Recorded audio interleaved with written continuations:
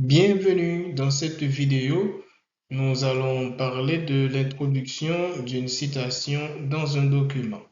En général, tout le monde utilise des citations pour appuyer son opinion. Nous allons voir dans cette vidéo les critères à respecter lors de l'utilisation d'une citation dans un document. Voici les objectifs que nous poursuivons. D'abord, nous allons présenter une définition de la citation. Nous allons passer en revue quelques types de citations. Ensuite, on va vous montrer comment introduire une citation dans un document. Qu'est-ce que la citation? En général, une citation, c'est quelque chose qui ne nous appartient pas. Et c'est peut-être une idée, une sagesse, un dicton, une sentence, et auquel on fait référence. Et généralement, l'utilisation d'une citation vient en termes de renforcement, c'est-à-dire on recourt à une citation pour renforcer quelque chose que l'on vient d'exprimer. Pourquoi a-t-on besoin d'utiliser des citations? Lorsque vous faites une affirmation, vous avez besoin d'utiliser des arguments pour appuyer votre affirmation. Le plus souvent, on vient avec une citation. De plus, en utilisant une citation, nous voulons être crédibles, c'est-à-dire nous voulons que l'auditoire nous accorde un certain crédit. Et de plus, les citations viennent ajouter de la valeur à notre travail. On utilise différents types de citations à l'écrit. La citation directe, c'est lorsque l'on reproduit exactement les paroles, ou bien les propos, ou bien l'idée de quelqu'un.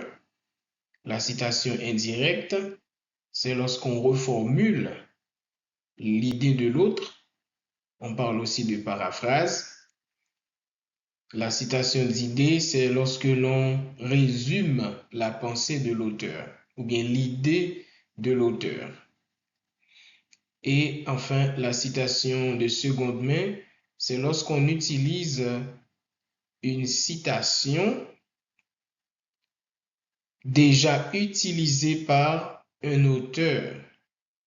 Mais on fait référence à cet auteur parce que cet auteur a déjà utilisé la citation de quelqu'un d'autre.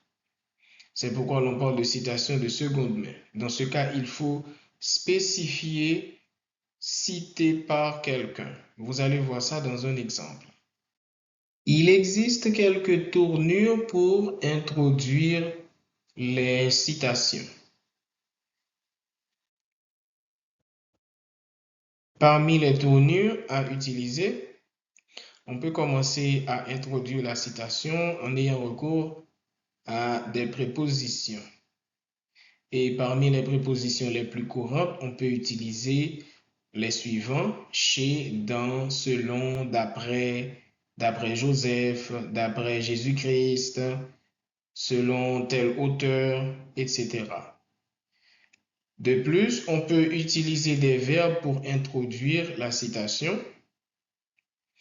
On parle de verbes introducteurs et nous avons une liste de verbes qui sont généralement utilisés pour introduire les citations.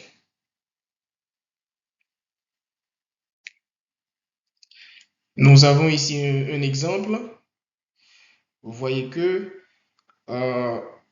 cette citation est introduite avec une citation d'après Jean-Philippe Lapeyrière, okay? Et on introduit la citation. Deuxièmement, on peut aussi introduire la citation en faisant référence à l'ouvrage. Par exemple, dans son guide de méthodologie du travail intellectuel, Jean-Philippe Lapeyrière affirme. Ici, on utilise une proposition pour introduire la citation.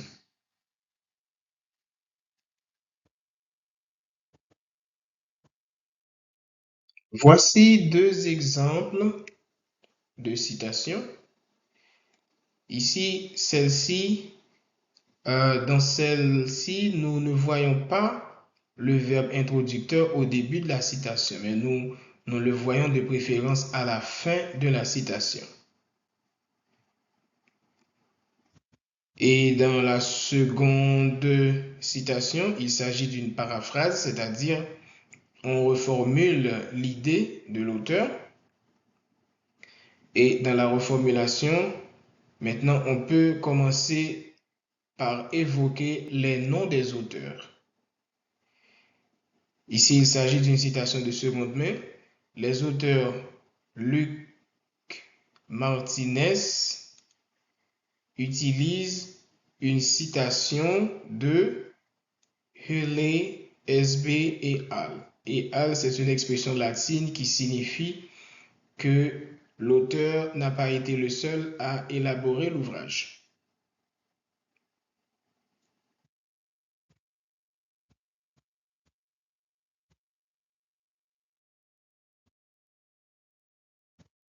Nous avons ici un exemple de citation de seconde main. Il y a quelques remarques à faire dans une citation de seconde main. Normalement, il faut donner la référence au bas de page. Ça, c'est pour le style classique. Et pour le style ABA, le style auteur-date, vous pouvez donner la référence tout de suite après la citation. Vous donnez la référence entre parenthèses. Mais ici, dans notre style classique, ce que nous devons remarquer, c'est que le fait que c'est une citation de seconde main, vous voyez comment on va donner la référence. On va dire cité par Yvan Lamode. Cité par Yvan Lamode. C'est-à-dire, l'auteur original de la citation, c'est Louis-Joseph Papineau.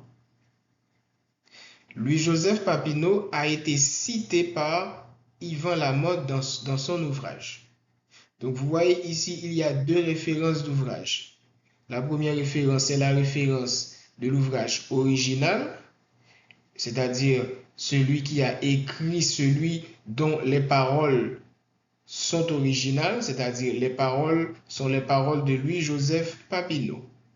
Maintenant, Yvan Lamonde, c'est l'auteur qui a utilisé la citation de l'idée de Jean-Joseph Papineau. C'est pourquoi l'on dit la citation de seconde main.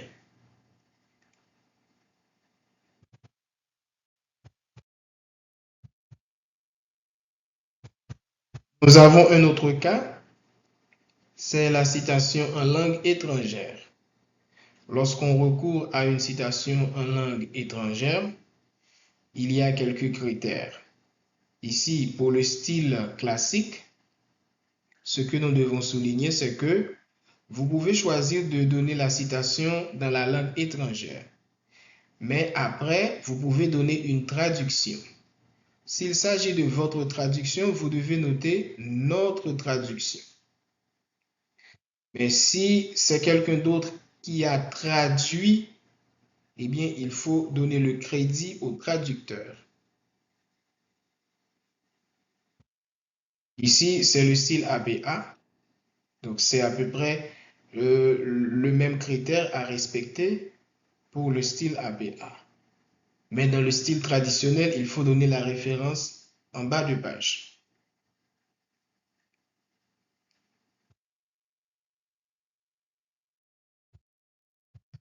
Parfois, on peut être amené à ajouter ou bien à retrancher certains éléments dans une citation. Lorsque l'on ne veut pas utiliser toute une citation, par le fait qu'elle est trop longue, on peut opérer des coupures à la citation. Dans ce cas, il faut remplacer les coupures par des crochets, par des points de suspension entre crochets.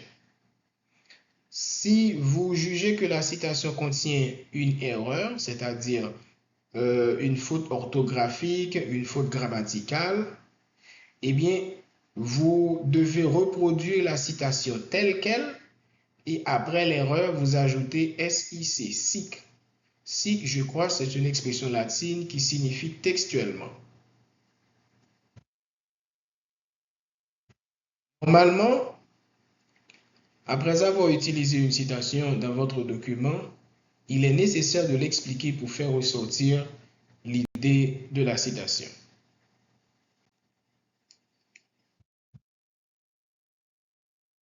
Un petit exemple, lorsque parfois on veut mettre un mot en évidence dans une citation, on peut le faire en utilisant les crochets. Donc, si vous voulez donner une explication à l'intérieur de la citation pour la rendre plus précise, vous devez utiliser le crochet pour le faire. Donc, ici, dans la citation originale, c'est dans cette ville, la crise du verglas a fait des ravages en 1998. Mais l'auteur qui utilise la citation, il veut être précis, il veut que l'auditoire comprenne, il veut que le lecteur comprenne et il identifie la ville. Maintenant, l'identification n'est pas dans la citation originale, c'est pourquoi cette identification est mise entre crochets. C'est le cas pour le style APA. Un autre exemple, parfois on veut mettre un mot en valeur. Par exemple, si vous avez mis le mot en gras dans la citation, ou bien vous avez mis le mot en italique, vous devez préciser entre parenthèses, c'est vous qui avez mis le mot en gras, ou bien c'est vous qui avez mis le mot en italique.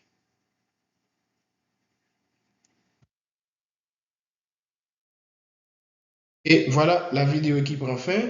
Nous espérons qu'elle vous a été utile et nous vous souhaitons bon travail. À la prochaine.